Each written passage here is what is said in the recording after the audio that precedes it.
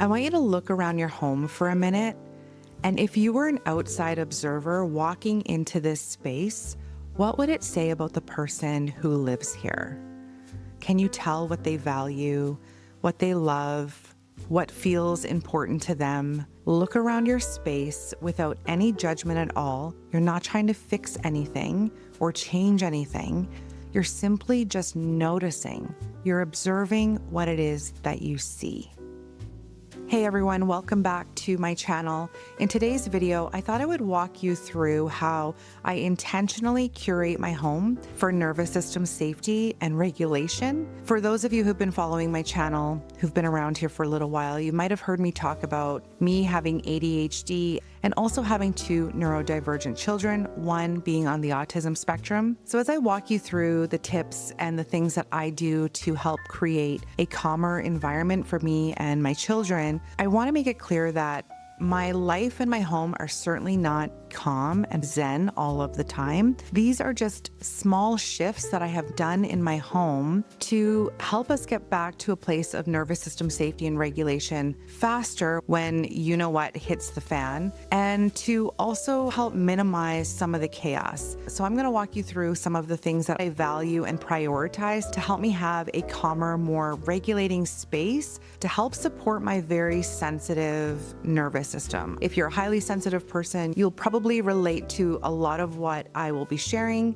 and I highly recommend using this as an opportunity to observe your own space, your own surroundings, because our environment has such an impact on how we feel, especially if you don't have a place that you can rest, recharge, and just re-energize yourself from the chaos of the day. And like whatever craziness is happening in your life, you need somewhere that your nervous system can settle and feel at peace and to feel as supported as it can. So as I walk you through the 5 senses, which is the framework, I guess, for how I've curated my space, I would invite you to pause and just think about and reflect on how you feel in each of these areas right now. What does your space currently feel like? And think about any tiny shifts that you can make to help you get in deeper alignment with how you want to live and how you want to feel in your space. Okay, so the first one is smell. And as a highly sensitive person with ADHD, I feel like smell is almost one of my top most acute senses. So my first question for you is, when you just take a moment, pause this video, really tune in. What do you smell right now? What do you smell in your environment? Do you smell anything? Do you smell a candle fragrance that's just a little too strong? Can you smell garbage? Can you smell stale food that's been sitting on some dinner plates, left out on the counter, maybe just a little too long? Do you smell fresh linens or maybe some freshly chopped parsley? What kind of scents and fragrances do you smell? And more importantly, what is the impact it's having on your body and how you feel in your space?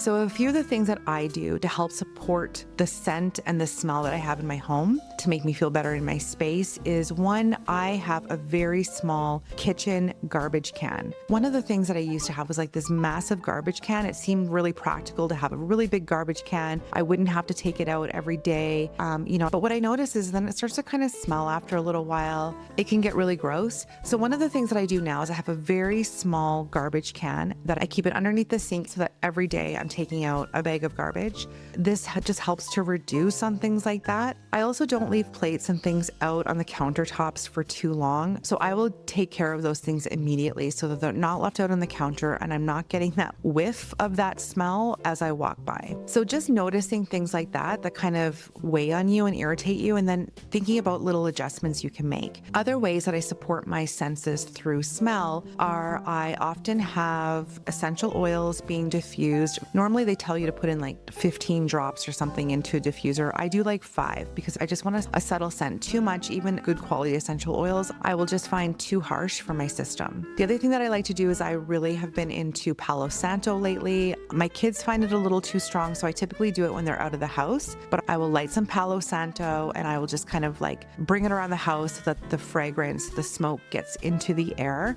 And if it's too strong, you can open up a window to let some of the smoke leave the house. But it smells very earthy and grounding to me, so I often have that. And it kind of just feels cleansing for my space. So just being aware of how things smell in my home, and then just doing little things to kind of offset anything that doesn't smell good and bringing in more of things that do feel good for my senses.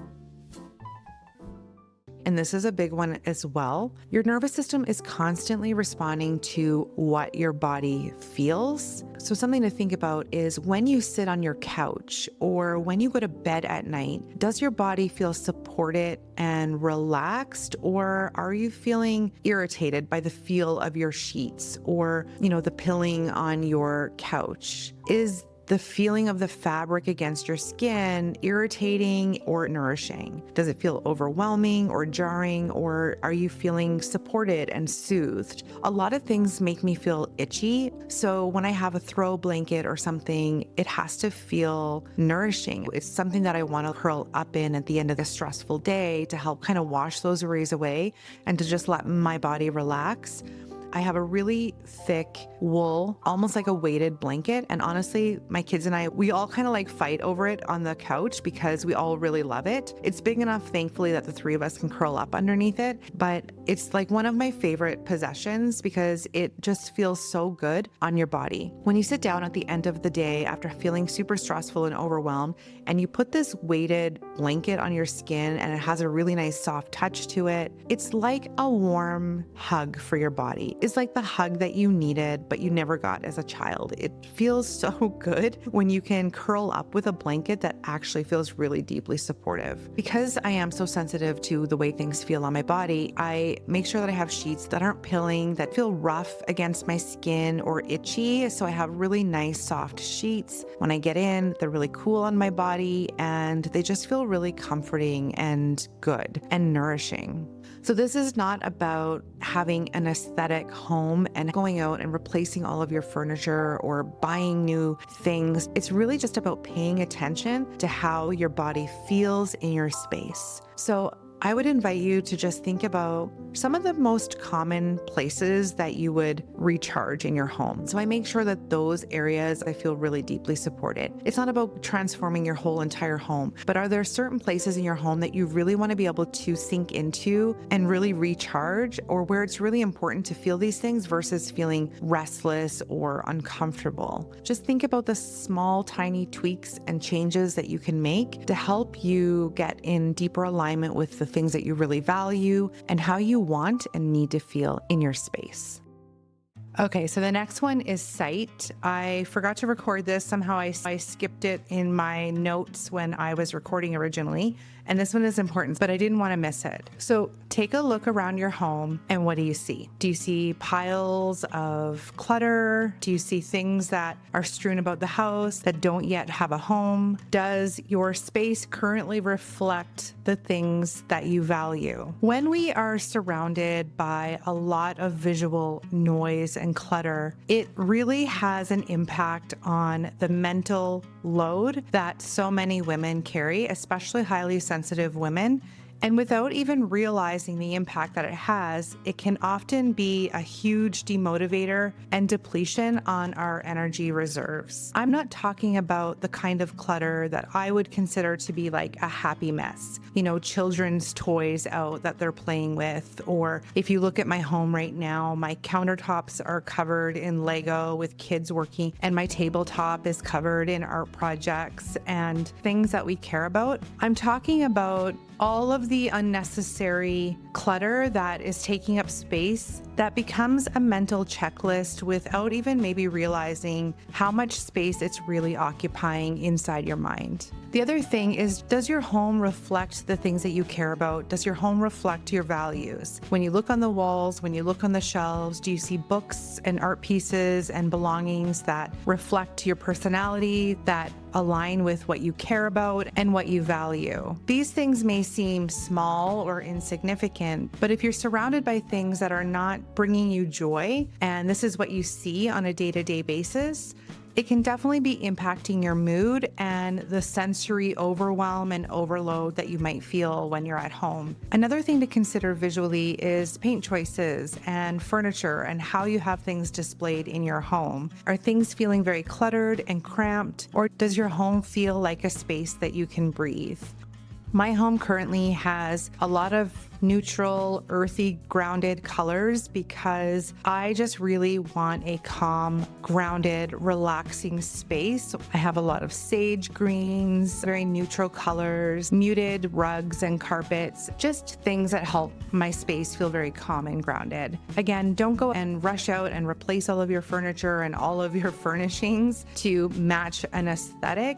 This is really about tuning in to how you feel in your space. So as you look around, could certain things be swapped out? Do you have too much furniture in a space, making it feel cramped and cluttered? Is there a new way to rearrange your furnishings so that the room that you spend the most time in feels more spacious? Or when you go to sleep at night, is there a way to make your bedroom feel supportive and nourishing as opposed to a place that you dread rather than a place that supports deep rest and relaxation? So just take a few minutes, make a few notes about some of the visual changes that you think you can make. Maybe it's swapping out a piece of art that you don't really love for something that you enjoy more. Maybe it's decluttering your main living space where you spend the majority of your time so that it's more family-centered and aligned with the things that you truly care about. How can you reduce the sensory overload so that you feel calm and relaxed in your space? Okay, so the next one I want to talk about is sound, which I think is another one of those areas that can be really taxing and overstimulating for anyone who identifies as being a highly sensitive person. So just for a second, pause this video and then close your eyes and pay attention to what it is that you can hear in your environment. Is the TV on and nobody's really watching it and it's causing you to feel overstimulated and irritated? Is the music that's playing just a little too loud, or maybe it's music that you don't really like? Can you hear the traffic buzzing outside? Horns are honking, you're on a busy street, you hear an ambulance, a fire truck. Maybe you hear some construction noises, a leaky faucet that keeps dripping. You hear a hood fan running in the background, or maybe you hear some birds chirping outside your window, singing in the background, and it's making you feel very calm and nourished. So to give you some practical examples of how I curate the sound in my home is, one, I have kids and they get screen time. My daughter will often watch a show on her laptop using her headphones.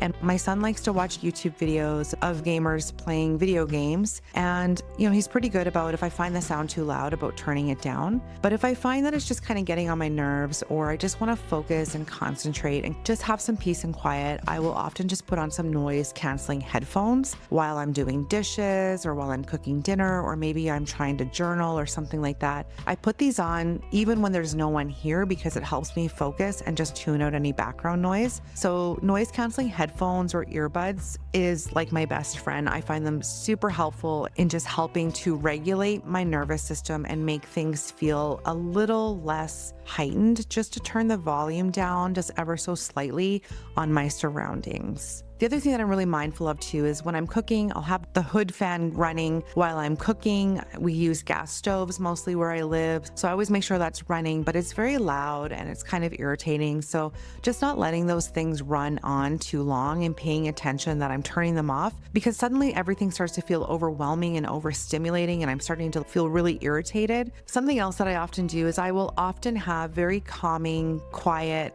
music playing in the background. It's usually just a really chill playlist, kind of coffee house jazz music, and just having that playing in the background can just add a really nice ambiance to my space and just can really just transform my whole day. And the other thing to be mindful of is sometimes too much sound, even really nice calming ambient music in the background, can be too much sometimes for an overwhelmed nervous system. So sometimes just having no sounds can be really helpful.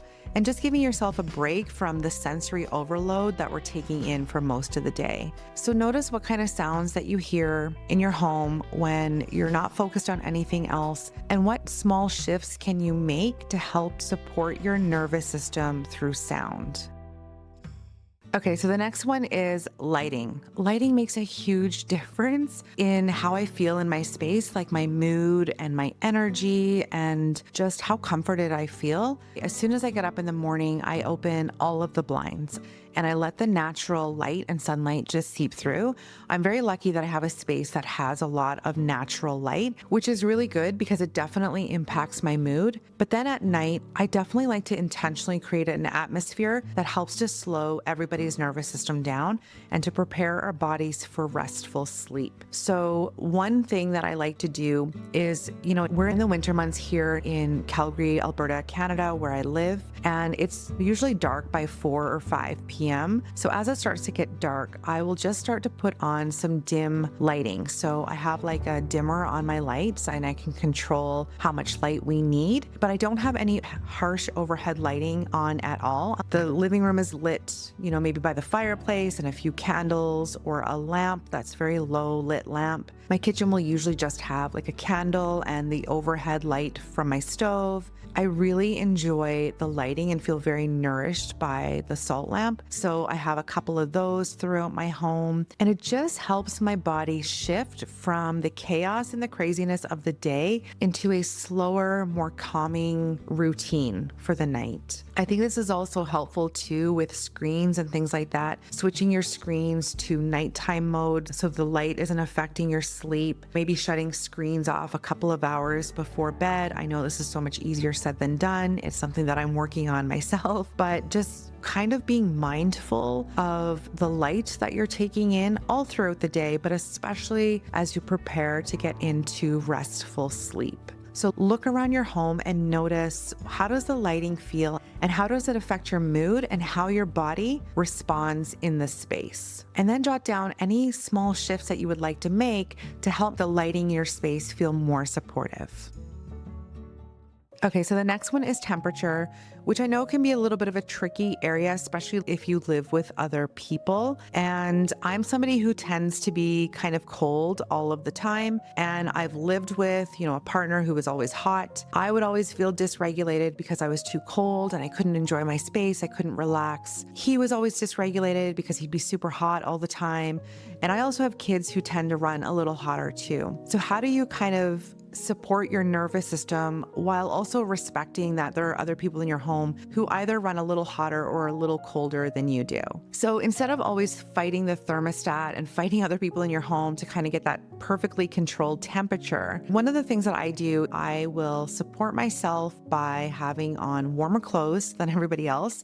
I always have really cozy, comfortable socks and slippers on my feet. When I go to bed at night, everybody likes it a little cooler and I'm often feeling too cold to even sleep. So I wear really cozy, comfortable socks to bed. This makes me feel very supported. And then my body temperature stays up. I can still enjoy my space. And I'm not feeling irritated that I'm always super cold. I also have throw blankets in any of the places where if I'm going to be relaxing somewhere and watching a movie or journaling, I'm going to have a throw blanket with me so that I can use that to keep my body temperature up. And then also just having like a warm, nourishing drink can really help. I definitely noticed that temperature can make me very dysregulated, and it's the same with my kids as well. Even if I'm overheated, I notice I start to feel very dysregulated. So I've got too many clothes on, I'm moving around too much, and my home suddenly feels too hot. It makes me very dysregulated. So just kind of noticing how you feel in certain temperatures, and then finding small adjustments that you can make to help your body feel more supported. So if you're in your home right now, how does the temperature in the room you're in feel? What would make it feel better, or what could you do to have your body feel more supported in your space? Okay, so the last one is taste, and I really wanted to incorporate all of the senses here. So again, this is really just about making intentional choices that feel nourishing and comforting for you. So having things in my home that feel soothing and taste really good. I always love like herbal teas, for example, or having my favorite milk for my coffee. All of these things help me feel supported and nourished in my space. So in what ways are you supporting yourself through taste? And how much does this impact how you feel in your home? And this is really not about overhauling your whole life and making these huge shifts and changes that are going to cost you money and cause you to put out so much effort and time. And it's definitely not about having a perfect home, because no such thing on the planet exists. There are still hard days here. There are days that are full of chaos. There are days that I wish I could do over. There are days as a mother that I feel like I'm failing everyone. I'm failing myself. I'm failing my kids. I want to throw in the towel and give up. There are so many days like that. But being able to curate my home and my space to help it feel supportive and steady just makes such a huge difference in how I am able to show up, not just for my kids, but for myself too, and how I'm able to better stay on track with the life that I want to create, the kind of person that I want to be in this world, the kinds of things that I want to make and create. By having a place that I can rest, recharge, feel safe in, gives me more energy to continue working towards the things that I really want.